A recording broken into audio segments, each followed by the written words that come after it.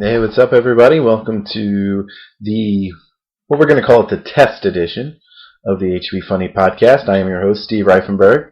What I basically want to do on this podcast, hopefully, is give everybody an idea of just some of what's going on right now in the comedy scene right here in the Hudson Valley. There are a lot of talented comics working right now, and a lot of great shows, some good promoters, and some great venues. And I really want to let everybody know, other comics as well as, people who are just fans of comedy, that we are a big scene going on here right now. And if pretty much any night of the week you want to see something funny going on around here, you can. And if you're a young comic looking for opportunities, they're out there. So, sort of a mutual support network, as well as just a good community for people who are into comedy and who want more of it. We'll reflect, for starters, this past weekend was the Bardavon Serious Laughs Arts and Comedy Festival up in Kingston. Some people know there were the two big headliners. It was Kathy Griffin the first weekend and Lewis Black the second weekend. In addition to those shows, there were several shows on the Saturday nights preceding that at various locations. Overall, I would say it was an outstanding success. It was a lot of great people, a lot of good shows. The audiences were really good. For the most part. I mean, we had some spotty incidents here and there, and the comics were really, really energetic and really into being there. So I would say it was a successful event from start to finish. And more importantly than that, I think, to me, is the idea that it all got paid for by the Bardavon and UPAC out of state grant money. Now, when grant money comes out for the arts, it will typically go to things like, visual arts, painting and sculpture, or theater, dance, sort of things like that. Music sometimes, but not even as much. But very rarely does it go to something like stand-up comedy. I don't think it's a very widely recognized art form, probably because stand-up comedy is very edgy. It's very different. It's very dank. It's very in the bars late at night, drink in your hand, loud, swearing. There's a lot of that going on. And to hear that state grant money was used in part to pay for a stand-up comedy festival, there were visual arts too, but stand-up, I think, was the feature of this festival. I mean, it just says a lot about our medium and what it is we're trying to get out there, and the fact that people seem to enjoy it. So I'm a big fan of that personally. And I really want to thank the people, the Bardavon, Joanna Reisner, especially, who helped book a lot of these shows. There were just a lot of people involved. Please go to the Bardavon website, bardavon.org. Check out the list of people that came out and did this with us. Just a great, tremendous group of people. That being said, the reason I even started this podcast was because I sort of realized that there are a ton of people right here in the Hudson Valley doing comedy, really funny people, talented, smart, who didn't realize that there were other comics working. I mean, I've been working on a lot in Dutchess County and a few times in Ulster for a while now, and I wasn't so much aware that there was such a burgeoning scene going on in Orange County, in the Middletown area, in Central Valley, sort of out near Sloatsburg, right near the Jersey border. There's a lot of really funny things going on right now, and a lot of really talented people working. And I wasn't aware of that, but they made themselves aware. A lot in the WPDH competition, the Funniest Person in the Hudson Valley competition, I thought was really, really where a lot of us got to meet each other. And it's one of those things where you realize that you're not alone, and we aren't alone. There are a lot of people out there, a lot of good, funny people working, doing shows, writing new material constantly, being original, and giving the Hudson Valley comedy a really good name. And I got to meet a lot of those people these past 2 weekends, and it was a very enriching experience for me. I was very happy to be able to do it. So I overall just want to I want to hopefully bring a couple of those funny people to you if I can over time. I don't know A lot of particulars still have to be worked out. But overall, I'd say this definitely has a chance to be successful. I do want to touch a little bit on one incident that occurred that I'm having sort of mixed feelings about. For some of you that are involved in Hudson Valley comedy, you're aware that a comedian by the name of Rich Shultis, who I've met and worked with a couple of times, and always, he seems like a very nice guy to me, always was. He got pulled off of 2 shows this past weekend after an incident a couple of weeks ago with an audience at Frank Guido's Little Italy in Kingston, where apparently things got sort of adversarial, I guess, with the audience, and he started, according to a guy that was there, it just, quote, got nasty really quick. And we've all been to shows where, a comic starts picking on the audience, and the audience starts picking on the comic, and it's very negative. We were lucky, I guess, a lot of us not to experience that for this festival, but he did. And he got pulled off the next 2 shows. So I read about this, and I read some very nasty things. And one person in particular had messaged him and said, and I'm going to paraphrase here, but the quote essentially was, "You are lucky. We have a disabled kid." So he must have gone after disabled people. Again, I was not there. But the message was, "We have a disabled son. You're lucky we were not at the show, or you would have left in a body bag." Easy, people.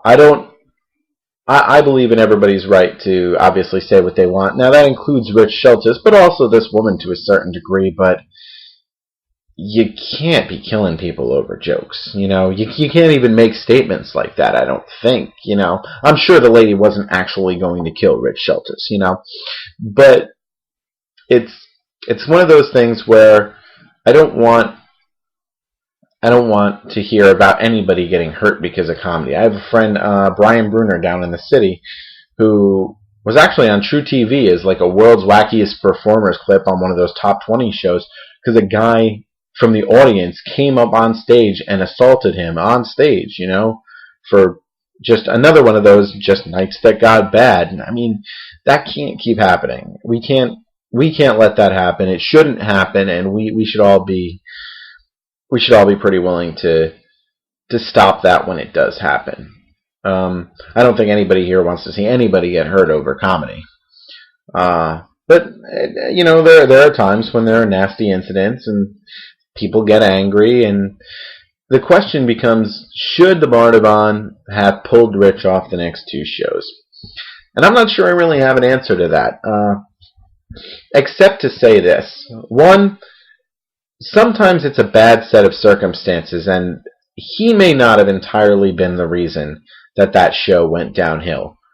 And I have a strong feeling that if he had done the next 2 shows, they would have gone without a hitch, because sometimes comedy shows just get away from you. It is one of those art forms where most of the time you have a very pleasant and positive experience for everybody involved, for the comics, for the audience, for the promoters, for the people making money from the whole thing, for the people spending money. Everybody has a good time. Everybody gets what they want.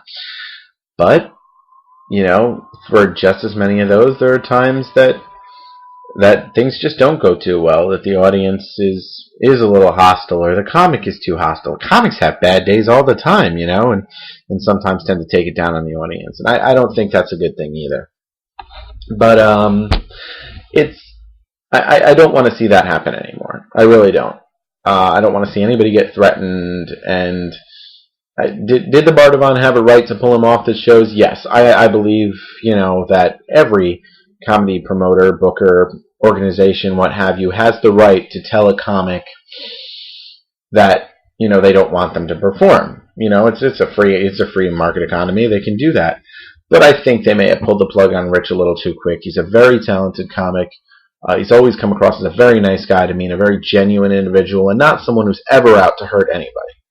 So it's one of those things where you really have to wonder, what was it? And again, I wasn't there, so I didn't see it, but I heard things, and what I'll say is, if anybody else heard this, maybe you heard him on WPDH on Monday morning following the incident as to why he was pulled off, or you heard things from other people, read about it in the paper or on Facebook or whatever. All I will say is, before you cast aspersions, go see Rich live and make the judgment for yourself. That's all I ask. And that's what I would say about all comics. If you hear something offensive about them, go see them live. And just make your judgment after that. That's all. But all in all, I thought it was a great festival. I thought the fact that we have a real comedy festival here in the Hudson Valley just tickles me. I mean, it really does. I mean, it sounds silly, but I'm so happy that we were able to do something like that, as a group. And I had a lot of fun, and I really left with the thought, man, I want to show the rest of the Hudson Valley, if I can, just how many funny people we have here, and give them another opportunity to showcase what they have. So what I hope to do over time is to sort of give a little bit of a, just an avenue, just a place for people to talk a little bit. I mean, a lot of us aren't going to be lucky enough to ever get on, some of the Doug Benson podcast or Adam Carolla, or ever be interviewed on WTF with Mark Maron, So that may be the dream, but not all of us may get there, and there's no need that we need to be national. You know what I mean? We can talk to each other. We can get to know a little bit about one another, and that's what I hope to do. And I hope, to let some people know a little bit about me. I think I'm fun too.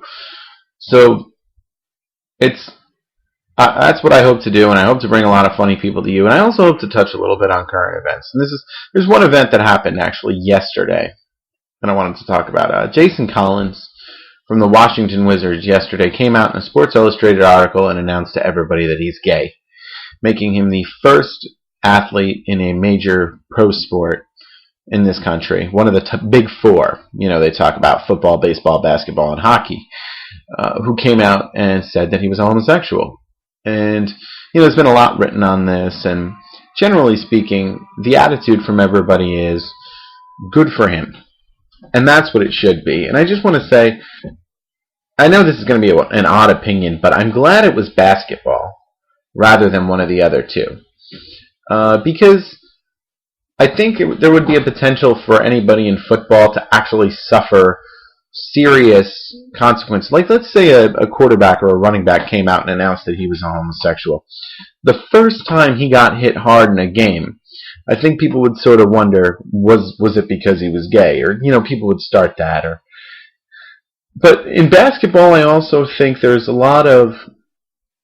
I don't know if I would call it fortunate, but I'm definitely privy to a lot of information that I see on the streets of people who... these young kids, on the streets of Poughkeepsie, and the things they sort of say about one another, and being a faggot or being a queer or something like that can be the most horrible thing to each other. And specifically the ironic part about this is I've heard kids who can't play basketball called faggots because of it, And obviously, it's not a nice word in general, but I also think it's one of those things. It's good to know now that the guy who came out was a basketball player, and a good basketball player, and a guy who can now serve sort of as a role model of there's nothing wrong with me, and I'm a talent. I'm a pro basketball player. I'm making a lot of money. I'm living the life, and I'm gay. And I'm happy sort of that came out. The other thing I wanted to talk about real quick is Tim Tebow. Tebow has officially been cut by the Jets and finally gets to go do his own thing, whatever that may be. And I just want to say, I think that's great too.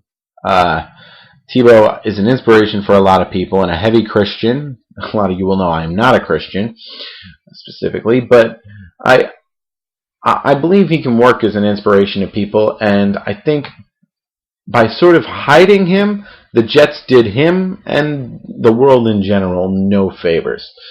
And he came off a magical sort of storybook season in his last season in Denver to obscurity almost complete obscurity in New York, and that was just unfortunate for everybody. So I personally am glad to hope that Tim Tebow, whether it's in Canada or with another team, maybe Jacksonville, I think Jacksonville would be a great fit for him, being from Florida and all.